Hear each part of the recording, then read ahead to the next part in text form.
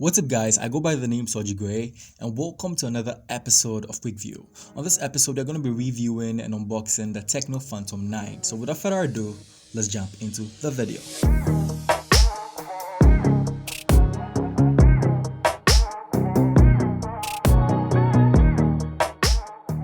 The Tecno Phantom 9 offers a lot and makes for a very compelling device in the upper mid-range smartphone segment. With its features and specifications, this device was certainly made to give the competition a run for their money.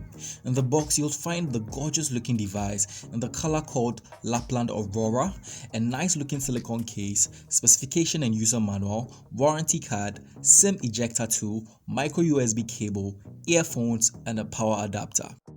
At the front, you have a beautiful 6.4-inch AMOLED display that is very vibrant with punchy colors. The screen, in my opinion, is oversaturated and generally has a cool tone, but that didn't bother me at all.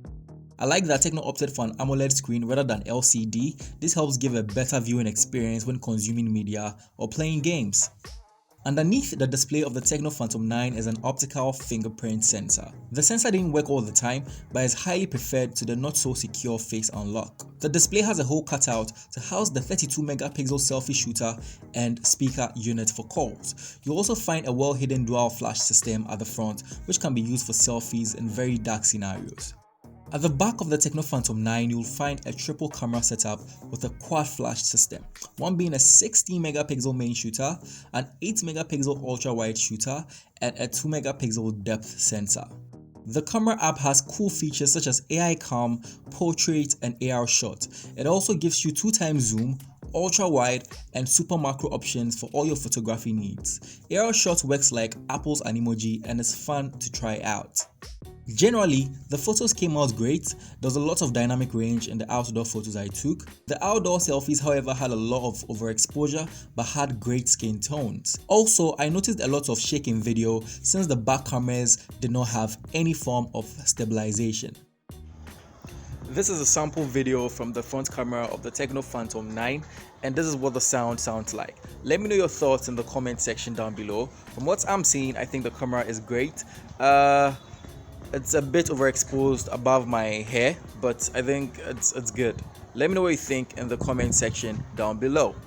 On the right side of the phone, you'll find the volume rocker and power buttons that can easily be reached, and at the bottom you'll find a 3.5mm port, a mic, a micro USB port, and a speaker grill. It would have been nice to see a USB Type-C port, but Tecno had to cut some corners in order to make this device affordable at its price point. The bottom speakers, on the other hand, really impressed me. They are loud and crispy and easily outperform other devices in this price range. The device has a dual nano SIM slot that supports dual 4G and an SD card slot that supports cards up to 256 gig. The Tecno Phantom 9 is powered by an octa-core MediaTek Helio P35 processor and a PowerVR GE8320 GPU.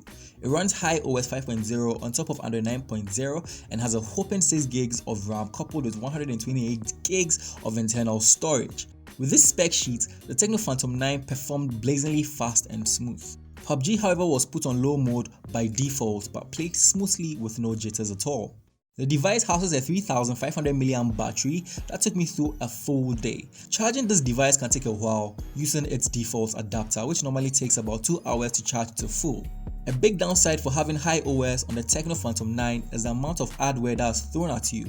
The device has a lot of bloatware and ads pop up a lot, making it very annoying to use.